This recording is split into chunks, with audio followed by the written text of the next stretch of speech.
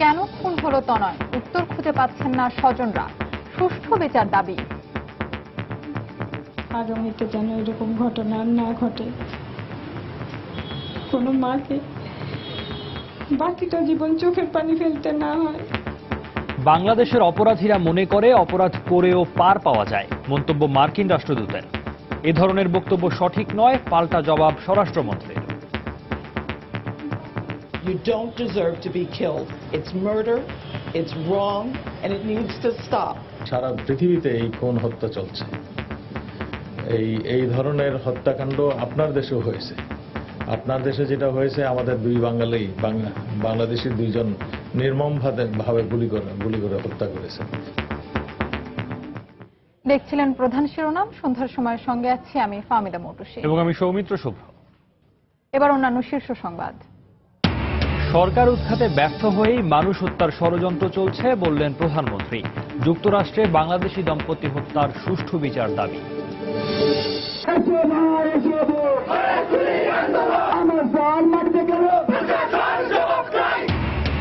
অধ্যাপক রেজাউল হত্যার বিচার দাবিতে আজও উত্তাল রাজশাহী বিশ্ববিদ্যালয়। মহাসড়ক অবরোধ, বিক্ষোভ। অধ্যাপক শফিউল হত্যার প্রধান আসামির আদালতে আত্মসমর্পণ। কুষ্টিয়ায় বখাটেদের হামলায় স্কুল শিক্ষক সহ দুজনের মৃত্যুতে এখনো গ্রেফতার হয়নি কেউ। দোষীরা প্রকাশ্যে ঘুরে বেড়াচ্ছে, অভিযোগ স্বজনদের। নারায়ণগঞ্জের 7 খুন মামলার বিচার নিয়ে সন্তুষ্ট নন স্বজনরা। নূর হোসেনকে জিজ্ঞাসাবাদ না করায় ক্ষোভ। সর্বোচ্চ শাস্তির প্রত্যাশা আইনজীবীদের।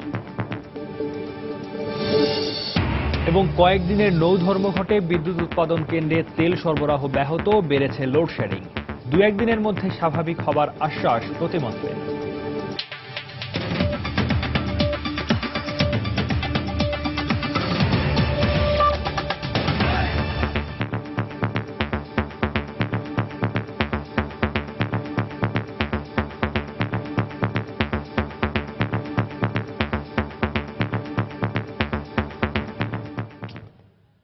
কেন, কি কারণে বিশ্ববিদ্যালয়ের শিক্ষার্থী মাহবুব তনয় খুন হলেন তার উত্তর খুঁজে বেড়াচ্ছেন হতভাগিনী মা। রাজধানীর কলাবাগানে জোড়া খুনের ঘটনায় তনয় পরিস্থিতির শিকার হয়েছেন উল্লেখ করে তার মা বলছেন, আর কাউকে যেন এভাবে জীবন দিতে না হয়। হত্যাকাণ্ডের সুষ্ঠু বিচার দাবি করে তার পরিবার। শেষ বয়সের সম্বল, তাও আমার বুকটা খালি করে চলে গেল। কারা মারলো, কেন মারলো, কাউকেও চিনি না আমি। কার বিরুদ্ধে আমি নালিশ করব? মায়ের এমন সরলোক্তি আমাদের শুধু লজ্জাই দেয় না, অপরাধীদের কাছে যে প্রায় অসহায় হয়ে পড়েছি তারও প্রকাশ পায়। একমাত্র ছেলেকে হারিয়ে বাকরুদ্ধ পরিবারটির এখন দাবি, আর কাউকে যেন এভাবে জীবন দিতে না হয়। আমার ছেলেকে তো আর আমি পাবো না খুঁজে। আগামীতে যেন এরকম ঘটনা না ঘটে, কোনো মাকে বাকিটা জীবন চোখের পানি ফেলতে না হয়। কলাবাগানে জোড়া খুনের ঘটনায় নিহত তনয়কে মার্কিন দূতাবাসের সাবেক কর্মকর্তা জুলহাসের বন্ধু বলা হলেও পরিবারটি বলছে কখনো তারা জুলহাসের নামও শোনেননি। আমরা জানি না জুলহাসকে। হয়তো কাজের ক্ষেত্রে ওর অনেক লোকের সাথে পরিচয় ছিল, সেভাবে হয়তো পরিচয় হয়েছে এবং পরীক্ষা শেষে সে হয়তো দেখা করে কোনো কাজে সেখানে গিয়েছিল। ওখান থেকে শিল্পকলায় যাওয়ার কথা ছিল, কিন্তু ওখানে যেয়ে ওর প্রাণ হারায়। তনয় পরিস্থিতির শিকার হয়েছেন, বিষয়টি মেনে নিয়ে পরিবারটি বলছে দোষীরা পার পেয়ে গেলে এ ধরনের অপরাধ বাড়তেই থাকবে। জুনায়েদ আল হাবিব, সময় সংবাদ, ঢাকা। কলাবাগানের জোড়া খুন সহ সাম্প্রতিক সব হত্যাকাণ্ডের রহস্য উদ্ঘাটন করে অপরাধীদেরকে আইনের আওতায় আনতে পুলিশ সর্বোচ্চ চেষ্টা চালাচ্ছে বলে জানিয়েছেন ডিএমপি কমিশনার। সকালে ঢাকা মেট্রোপলিটন পুলিশের প্রধান কার্যালয়ে এক অনুষ্ঠানে সাংবাদিকদের সঙ্গে কথা বলেন তিনি। গত কয়েক বছরের আলোচিত হত্যাকাণ্ডের ধরনে মিল থাকলেও সবগুলো একই গোষ্ঠীর কিনা তা খতিয়ে দেখা হচ্ছে বলেও জানান ডিএমপি কমিশনার। রাজশাহী বিশ্ববিদ্যালয়ের শিক্ষক অধ্যাপক রেজাউল করিম হত্যার রেশ কাটতে না কাটতে রাজধানীর কলাবাগানে জোড়া খুন। উৎকণ্ঠা আর আতঙ্কে দেশের সব মহলের মানুষ। কয়েকদিন পেরিয়ে গেলেও দুটি ঘটনার কোনোটিরই কুলকিনারা করতে পারেনি পুলিশ। শিক্ষক হত্যার ঘটনায় সন্দেহভাজন কয়েকজনকে আটক করে জিজ্ঞাসাবাদ করা হলেও কলাবাগানের জোড়া খুনের ঘটনায় এখনো অন্ধকারে তদন্তকারীরা। এ অবস্থায় অন্ধকার কাটিয়ে জনমনের স্বস্তি ফিরিয়ে আনতে সর্বাত্মক প্রচেষ্টা চালানো হচ্ছে বলে জানান ডিএমপি কমিশনার। কারা কি কারণে খুন করেছে সেইগুলোর জন্য কিন্তু আমাদের চৌকস তদন্তকারী কর্মকর্তারা কাজ করে যাচ্ছে। আমাদের ডিটেকটিভ ব্রাঞ্চ, আমাদের counter terrorism branch, CID, DMP, থানা, পুলিশ সবাই কিন্তু যৌথভাবে কাজ করছে। 90% ক্ষেত্রে আমাদের সাফল্য আছে। বর্তমান যে ঘটনাটা ঘটেছে এইটা ইনশাআল্লাহ আমরা দৃঢ়ভাবে বিশ্বাস করি উদ্ঘাটন হবে। গত কয়েক বছরে বিরুদ্ধ মত ও ধর্মের মানুষের উপর হয়েছে একের পর এক হামলা, খুনও হয়েছেন অনেকে। অধিকাংশ হামলা ও হত্যার ধরন একই রকম হলেও তদন্তের পাওয়া তথ্যের ভিত্তিতে পুলিশ বলছে ঘটনাগুলো একটিমাত্র গোষ্ঠীর নয়। খুবই ক্ষুদ্র ক্ষুদ্র কিছু পথভ্রষ্ট বিপদগামী তারা এই ধরনের পরিকল্পিত হত্যাকাণ্ড করে দেশে একটা ভীতির অবস্থা সৃষ্টি করার, আইন শৃঙ্খলা অবরোধ করার অভ্যাস করছে। অবশ্যই আমরা তাদেরকে কঠোর হাতে দমন করব। সাম্প্রতিকের পাশাপাশি অতীতের ঘটনাগুলোরও দ্রুত সুরাহার চেষ্টা চলছে বলে জানান পুলিশের ঊর্ধ্বতন এই কর্মকর্তা। গুরুত্বপূর্ণ তথ্য পেয়েছি, সেই তথ্যগুলো যাচাই করে আমি আশাবাদী আমরা কবিবাগের 6 হত্যা মামলা এবং মৌলানা ফারুকী সাহেবের হত্যা মামলা রহস্য উদ্ঘাটন করতে পারবো। অভিজিৎ হত্যা মামলাও কিন্তু আমাদের, জীবন হত্যা মামলায় কিন্তু গুরুত্বপূর্ণ তথ্য আমাদের কাছে আছে। অধ্যাপক রেজাউল করিম হত্যার ঘটনাটি স্থানীয় থানা পুলিশ দেখলেও কলাবাগানের জোড়াখুনের ঘটনার রহস্য উদ্ঘাটনে মামলা হস্তান্তর করা হয়েছে গোয়েন্দা পুলিশের কাছে। তারেকুজ্জামান শিমুল, সময় সংবাদ, ঢাকা।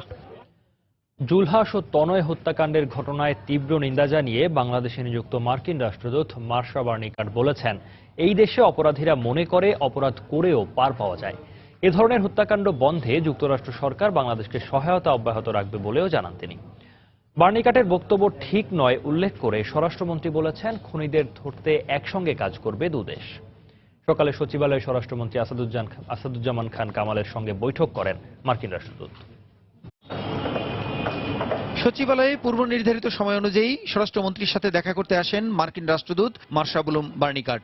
বৈঠক পূর্ব নির্ধারিত হলেও মঙ্গলবার কলাবাগানে ঘটে যাওয়া জুলহাস ও তনয় হত্যাকাণ্ডই ছিল আলোচনার মূল বিষয়বস্তু। বৈঠক শেষে সাংবাদিকদের কাছে এই হত্যাকাণ্ডের তীব্র নিন্দা ও উদ্বেগ জানান রাষ্ট্রদূত। বাংলাদেশে অপরাধ করে পার পেয়ে যাওয়ার সংস্কৃতির কারণেই এ ধরনের ঘটনার পুনরাবৃত্তি হচ্ছে বলেও মন্তব্য করেন তিনি। তবে বার্নিকাটের এমন মন্তব্য সঠিক নয় জানিয়ে স্বরাষ্ট্রমন্ত্রী বলেন, সন্ত্রাস দমনে দেশের আইন শৃঙ্খলা রক্ষাকারী বাহিনী কাজ করছে। It doesn't matter what you write, it doesn't matter who you love, and it certainly doesn't matter whether you pray to a God or you don't. You don't deserve to be killed. It's murder, it's wrong, and it needs to stop. There is an environment here where people think they can get away with it. যেটা উনি বলেছেন এটা তিনি আবেগের কথা বলেছেন, এটা অবশ্যই মানে কথাটা সত্যতা নেই, কারণ পুলিশ যথেষ্ট চেষ্টা করেছে। এসব ঘটনা বন্ধে মার্কিন যুক্তরাষ্ট্রের সহযোগিতার বিষয়টিকে গুরুত্ব দিয়ে তথ্য ভাগাভাগি সহ নানা উদ্যোগ নেওয়ার কথা বলেন বার্নিকাট এবং স্বরাষ্ট্রমন্ত্রী দুজনেই। আমি বলেছি যে আসুন আমরা এই টেরোরিস্টদের একসঙ্গে মোকাবেলা করি। আপনার কাছে যে সমস্ত ইনফরমেশন আছে আমাদেরকে দিবেন এবং আমাদের অফিসারদেরকে ট্রেনিং এর ব্যবস্থা করেন। We do not work together if we do not share information, if we don't share what we know and how we work. These criminals will win.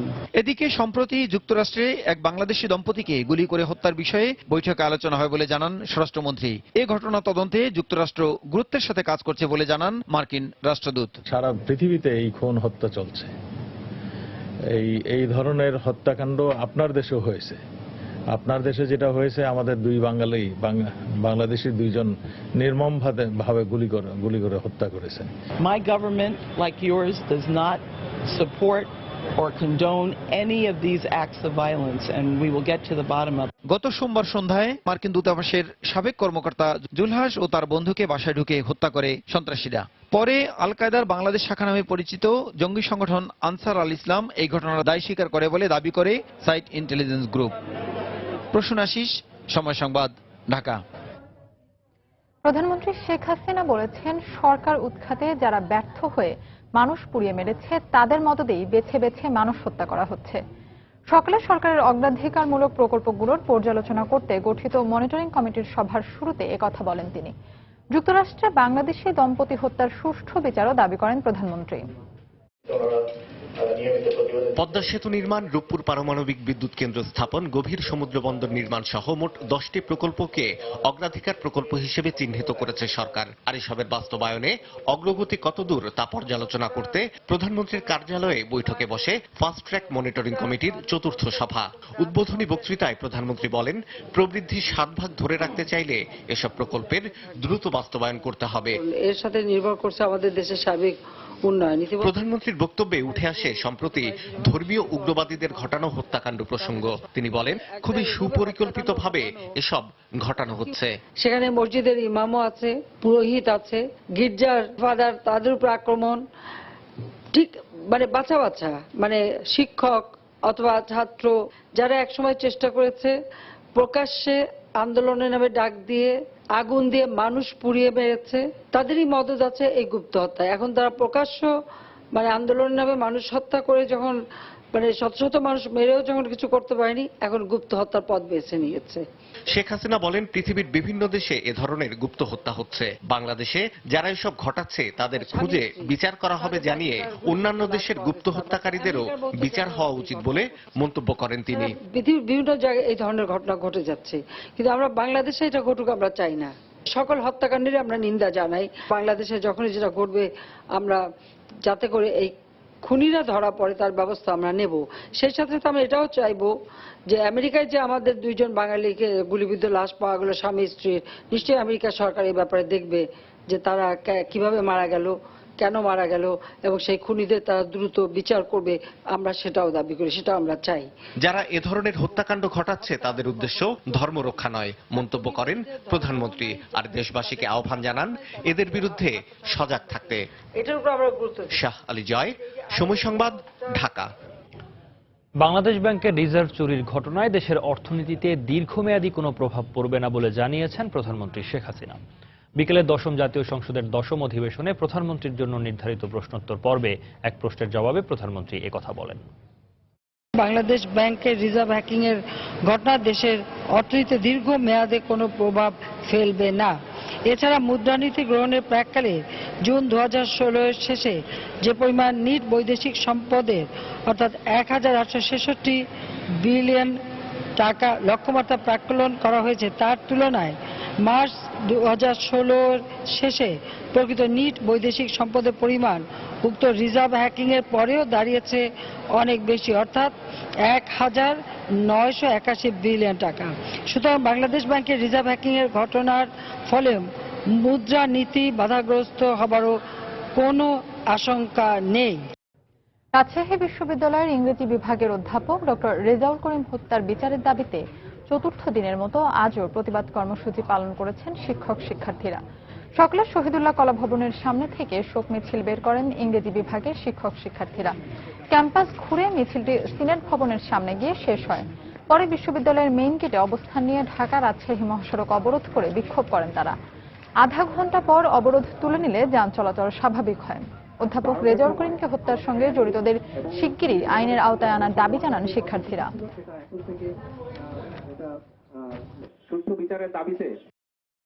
আজকে তো আমরাও ভিকটিম হতে পারবো, আমাদের ডিপার্টমেন্টের স্যারও ভিকটিম হতে পারবে। একটা বিশ্ববিদ্যালয় এভাবে চলতে পারে না। আমরা সুষ্ঠুভাবে বিচার চাই। এই ধরনের ঘটনা আমরা যেন আর না দেখি আমাদের বিশ্ববিদ্যালয়ে। এটাই আমাদের চাওয়া, এটাই আমাদের কামনা। রাজশাহী বিশ্ববিদ্যালয়ের সমাজবিজ্ঞান বিভাগের অধ্যাপক ডক্টর এ.কে.এম. শফিউল ইসলাম হত্যা মামলার চার্জশিটভুক্ত আসামি জেলা যুবদলের আহ্বায়ক আনোয়ার হোসেন উজ্জ্বলকে কারাগারে পাঠানোর নির্দেশ দিয়েছেন আদালত।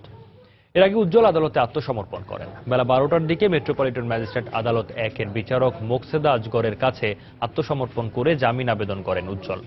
পরে আদালত তার জামিন আবেদন নামঞ্জুর করে কারাগারে পাঠানোর নির্দেশ দেন। মামলা হওয়ার পর থেকেই উজ্জ্বল পলাতক ছিলেন। 2014 সালের 15 নভেম্বর 14 পাই এলাকায় নিজ বাড়ির সামনে খুন হন রাজশাহী বিশ্ববিদ্যালয়ের অধ্যাপক এ.কে.এম. শফিউল ইসলাম লিলন। সন্ধ্যার সময় আরো থাকছে রাজধানী ছাড়াও রাজশাহী, খুলনা ও সিলেটের ঝুঁকিপূর্ণ ভবন অপসারণের নির্দেশ সময় পাবে আগামী 1 মাস। স্বাগত জানালো এলাকাবাসী।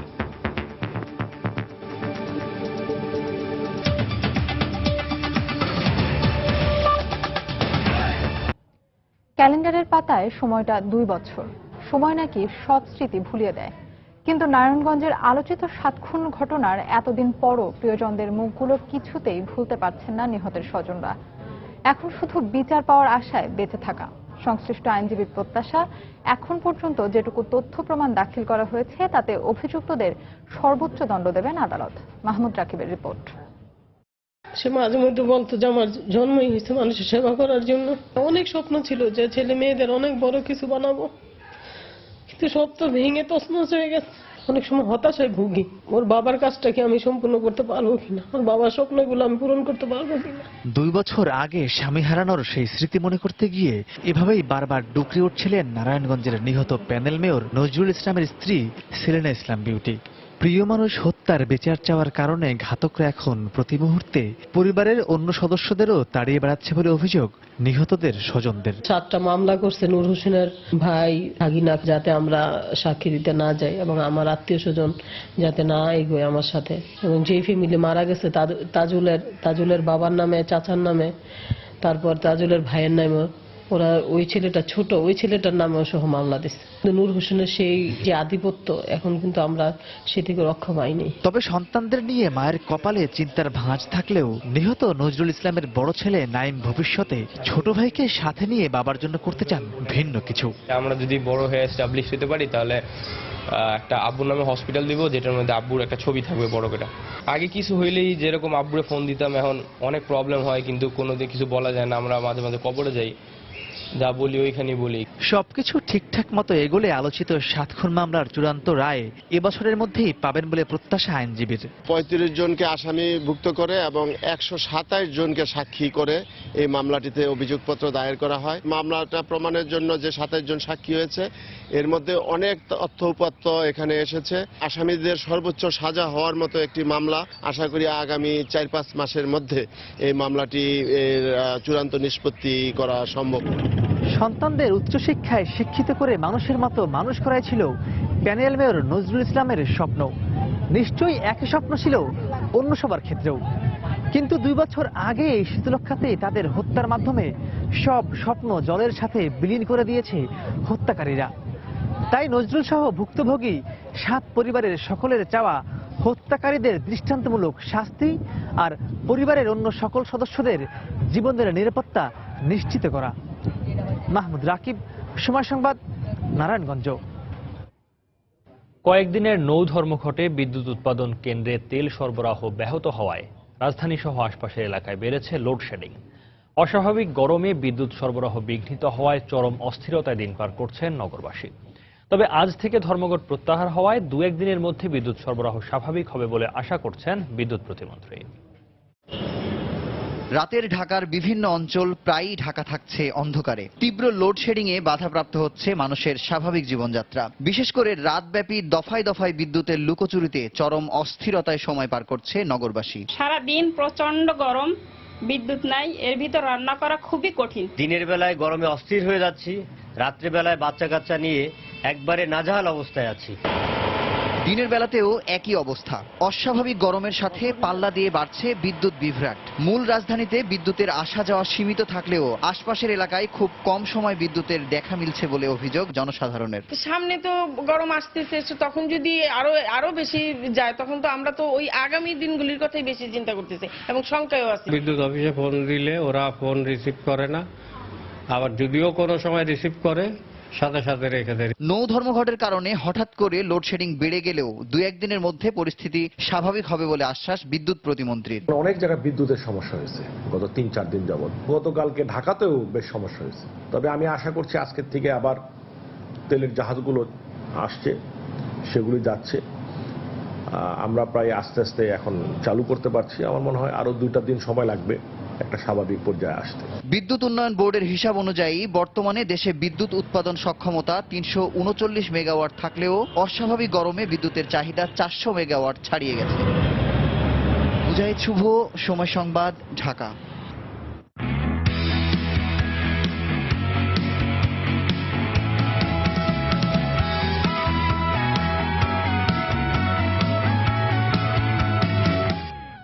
আইপিএল এর খবর। জমজমাট লড়াইয়ে গুজরাট লায়ন্সের মুখোমুখি হবে দিল্লি ডেয়ারডেভিলস। দিল্লির ফিরোজ শাহ কোটলা স্টেডিয়ামে 2 দলের ম্যাচটি মাঠে গড়াবে আজ রাত 8:30টায়। কিংস 11 পাঞ্জাবকে হারিয়ে টুর্নামেন্ট শুরু করে সুরেশ রায়নার গুজরাট লায়ন্স। 5 ম্যাচে 4 জয়ে 8 পয়েন্ট নিয়ে টুর্নামেন্টের চালকের আসনে গুজরাট।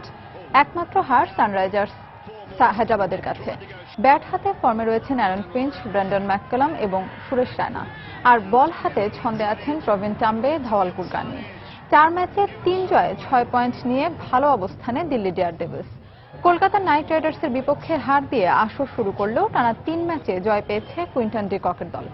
ডিকক ছাড়াও ব্যাটিংয়ে বড় ভরসা সঞ্জু স্যামসন এবং জেপি ডুমিনি।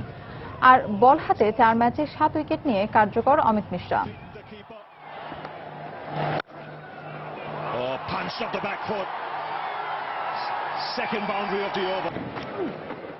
বাংলাদেশের কোনো মোবাইল কোম্পানি যদি 30 দিনের জন্য 1000 মিনিট বোনাস দেয়, তাহলে আমি আমার নাম চেঞ্জ করে ময়নার মা রাখবো। ফোনটা দে। বিশ্বাস করুন আর নাই করুন, রবিতে *1000 ডায়াল করলে পাবেন 1000 মিনিট বোনাস 30 দিনের জন্য। অফারটি উপভোগ করতে পূরণ করুন প্রতিদিনের সহজ টার্গেট। পেডিকিউর। আপনার নাম? ময়নার মা। সরি, মিস ময়নার মা। রবি। নাতনিকে উত্ত্যক্তের প্রতিবাদ করায় কুষ্টিয়ার ভেড়ামারায় বখাটেদের হামলায় স্কুল শিক্ষক সহ 2 জন নিহতের ঘটনায় এখনো কেউ গ্রেফতার হয়নি। স্বজনদের অভিযোগ, প্রকাশ্যে ঘুরে বেড়ালেও অভিযুক্তদের গ্রেফতারে গড়িমসি করছে পুলিশ। অভিযোগ অস্বীকার, অভিযুক্তদের দ্রুত আইনের আওতায় আনার আশ্বাস পুলিশের। ঘটনার প্রতিবাদে মানববন্ধন করেছেন এলাকাবাসী। এসএম রাশেদের তথ্য ও ছবি নিয়ে ডেস্ক রিপোর্ট। বখাটেদের হাত থেকে নাতনিকে বাঁচাতে গিয়ে 2 ভাইয়ের মৃত্যু, মানতে পারছে না পরিবারের সদস্যরা। স্বজনদের অভিযোগ, 8ম শ্রেণীতে পড়ুয়া নাতনিকে উত্ত্যক্ত করায় বখাটেদের বাধা দিয়েছিলেন কুষ্টিয়ার ভেড়ামারার অবসরপ্রাপ্ত শিক্ষক মুজিবুর রহমান ও তার ভাই মিজানুর রহমান। এর জের ধরে মঙ্গলবার রাতে তাদের ওপর হামলা চালায় বখাটেরা। এতে ঘটনাস্থলেই মুজিবুর রহমান মারা যান। আশঙ্কাজনক অবস্থায় মিজানুরকে রাজশাহী মেডিকেলে ভর্তি করা হলে সেখানে তারও মৃত্যু হয়। প্রধানমন্ত্রীর কাছে আমি দ্রুত এই খুনিদের ফাঁসি চাই। একজনা জায়গায় মারা যায়, আমরা ওখান থেকে আরেকটা, আমার মেজনানা ছিল, মেজনানা 2টার সময় ভর্তি করি, এখানে রাজশাহী স্যার ছিলেন, আমাদের রোগীটা কাল রাত 10:20 মারা গেছেন। এই ঘটনায় মঙ্গলবার রাতে 8 জনকে আসামি করে ভেড়ামারা থানায় একটি মামলা করেন নিহত মুজিবুর রহমানের ছেলে। তবে এখনো কেউ গ্রেফতার না হওয়ায় ক্ষুব্ধ স্বজন ও এলাকাবাসী। আসামি এলাকায় ঘুরছে, কিন্তু পুলিশ এখনো পর্যন্ত একটা আসামিকে গ্রেফতার করতে পারেনি। মানুষ এখনো ভবিষ্যৎ নিয়ে আতঙ্কিত যে এইরকম ভাবে অনাচারকৃত লোকজন যারা এই বিভিন্ন ক্রাইম করে ওই এলাকাতে দাপটের সঙ্গে থাকে। আমরা আসামি ধরার চেষ্টা করছি, খুব শীঘ্রই আমরা জনসম্মুখে আসামিদেরকে নিয়ে আসতে পারবো বলে বিশ্বাস করি। এদিকে শিক্ষক সহ 2 জনকে হত্যার প্রতিবাদে বুধবার সকালে মানববন্ধন করেছেন এলাকাবাসী, শিক্ষার্থী ও শিক্ষকরা। এ সময় বক্তারা হত্যায় জড়িতদের অবিলম্বে আইনের আওতায় আনার দাবি জানান। সময় সংবাদ, কুষ্টিয়া। রাজধানীর 321টি ভবন সহ রাজশাহী, খুলনা ও সিলেটের ঝুঁকিপূর্ণ সব ভবন আগামী 1 মাসের মধ্যে অপসারণ করার জন্য রাজুক ও সংশ্লিষ্ট সিটি কর্পোরেশনকে নির্দেশনা দেওয়া হয়েছে। দুপুরে সচিবালয়ে জাতীয় ভূমিকম্প প্রস্তুতি ও সচেতনতা বৃদ্ধি কমিটির বৈঠকে একথা বলেন দুর্যোগ ব্যবস্থাপনা ও ত্রাণ মন্ত্রণালয়ের সচিব মোহাম্মদ শাহ কামাল। বিল্ডিংগুলো 1 মাসের মধ্যে সিটি কর্পোরেশন রাজুকের টেকনিক্যাল সাপোর্ট নিয়ে অপসারণ করবে। খুলনা, সিলেট, চট্টগ্রাম এবং অন্য যে সিটি কর্পোরেশন যে ভবনগুলো চিহ্নিত করেছেন সেটাও এই 1 মাসের মধ্যে থাকবে। কাজটি করবেন সিটি কর্পোরেশন, টেকনিক্যাল নলেজ দেবেন, এখানে ফায়ার সার্ভিস, এএফডি, তারপর আমাদের রাজুক, আমাদের মন্ত্রণালয় সাপোর্ট দিবেন। কিন্তু মূলত আমরা চাই যে রাজুক ওয়ার্ড ভিত্তিক এই বিষয়গুলো নিয়ে আসবে। আমরা ইতিমধ্যে ঢাকা উত্তর দক্ষিণ এই দুটো সিটি কর্পোরেশনের সাথে ওয়ার্ড ভিত্তিক মহড়া, আমাদের যে করণীয় যে বিষয়টি সোশ্যাল সেক্টর ওয়াইজ করার জন্য প্রস্তুতি গ্রহণ করছি। সরকারের এমন নির্দেশে স্বস্তি প্রকাশ করেছেন বিভিন্ন ঝুঁকিপূর্ণ ভবনের বাসিন্দারা।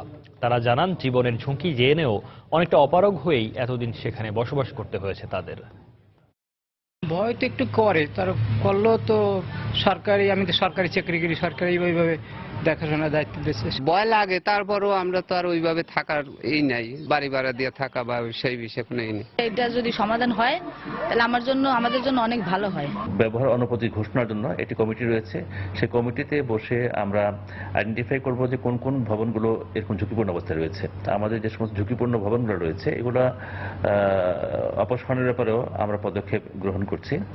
অনেক পুরাতন বিল্ডিং ফেটে গেছে, হেলে গেছে, এরকম বিল্ডিং এ না থাকাই ঠিক। বিল্ডিংটা একদিকে একটু হেলে আছে, তো দরকার এটা মেরামত করা বা কোনো কিছু একটা গুরুত্বপূর্ণ পদক্ষেপ নেওয়া। আরডিএ কর্তৃপক্ষ এসেছে, অনেক পরীক্ষা নিরীক্ষা করেছে, তারপরেও তারা কোনো পদক্ষেপ নেয়নি। রাজশাহী উন্নয়ন কর্তৃপক্ষ সিটি কর্পোরেশন একটি কমিটি করা হয়েছিল, তার ভিত্তিতে বেশ কিছু ভবনকে আমরা চিহ্নিত করেছি যে এই সমস্ত ভবনগুলো ঝুঁকিপূর্ণ, এইগুলো ভাঙার প্রয়োজন আছে। জেলা প্রশাসন আছে, বিভাগীয় প্রশাসন আছে, পুলিশ প্রশাসন আছে, সবাই একটা উদ্যোগ নিলে পারে আমার মনে হয় যে এগুলো সম্ভব হবে।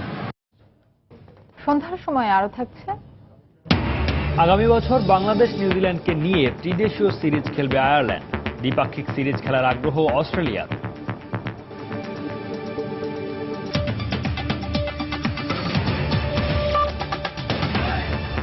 সাংবাদিক শফিক রহমানের দ্বিতীয় দফা রিমান্ড শেষে তাকে কারাগারে পাঠানোর নির্দেশ দিয়েছেন আদালত। একই সঙ্গে জামিন আবেদনের জন্য 5 মে দিন ধার্য করা হয়েছে। দুপুরে ঢাকা মহানগর হাকিম এস.এম. মাসুজ্জামান এই আদেশ দেন।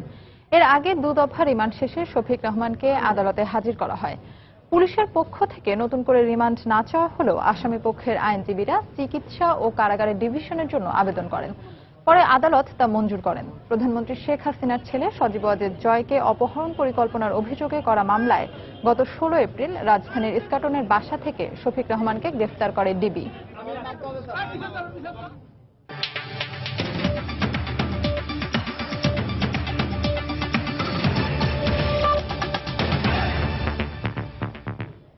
মার্কিন প্রেসিডেন্ট নির্বাচনের মনোনয়ন লড়াইয়ে মঙ্গলবার 5টি অঙ্গরাজ্যে দলীয় প্রাইমারির সবকটিতে জয় পেয়েছেন রিপাবলিকান মনোনয়ন প্রত্যাশী ডোনাল্ড ট্রাম্প।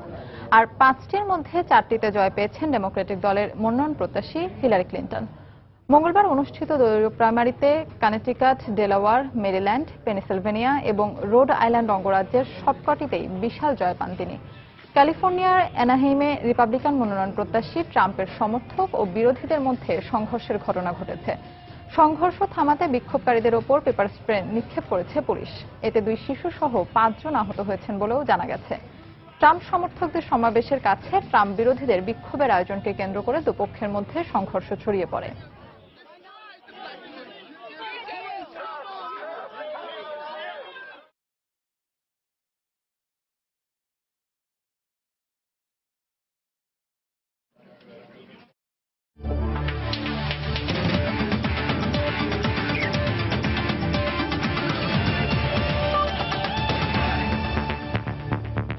আগামী বছর সিরিজ খেলতে বাংলাদেশে আসতে চায় অস্ট্রেলিয়া।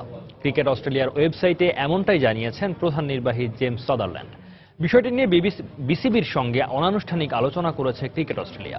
গত বছর অক্টোবরে বাংলাদেশ সফরে 2 টেস্ট ও একটি প্রস্তুতি ম্যাচ খেলতে বাংলাদেশ আসার কথা ছিল অস্ট্রেলিয়ার। তবে নিরাপত্তার সংখ্যায় সফর শুরুর 48 ঘন্টা আগে তা স্থগিত করে অজিরা। তাই অস্ট্রেলিয়ার কাছে একটি সিরিজ পাওনা আছে বাংলাদেশের। সাদারল্যান্ড জানিয়েছেন 2017 সালের শেষ দিকে বাংলাদেশের সঙ্গে স্থগিত সেই সিরিজটি খেলতে চায় অজিরা। 2006 সালে রিকি পন্টিং এর নেতৃত্বে বাংলাদেশ সফরে এসেছিল অস্ট্রেলিয়া। এরপর অজিদের বিপক্ষে দেশের মাটিতে আর কোনো দ্বিপাক্ষিক সিরিজ খেলেনি বাংলাদেশ।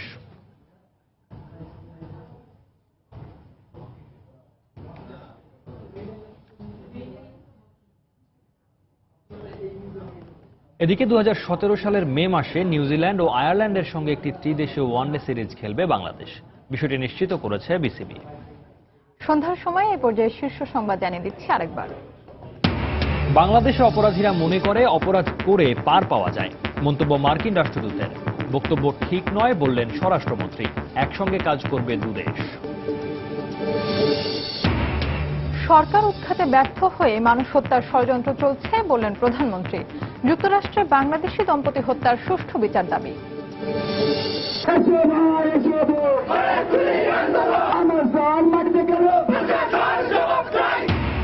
অধ্যাপক রেজাউল হত্যার বিচার দাবিতে আজও উত্তাল রাজশাহী বিশ্ববিদ্যালয়। মহাসড়ক অবরোধ, বিক্ষোভ। অধ্যাপক শফিউল হত্যার প্রধান আসামির আদালতে আত্মসমর্পণ।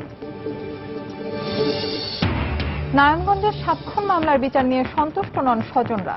নূর হোসেনকে জিজ্ঞাসাবাদ না করায় ক্ষোভ। সর্বোচ্চ শাস্তির প্রত্যাশা আইনজীবীদের। এবং কয়েকদিনের নৌধর্মঘটে বিদ্যুৎ উৎপাদন কেন্দ্রে তেল সরবরাহ ব্যাহত, বেড়েছে লোডশেডিং। 2-1 দিনের মধ্যে স্বাভাবিক হবার আশ্বাস প্রতিমন্ত্রীর।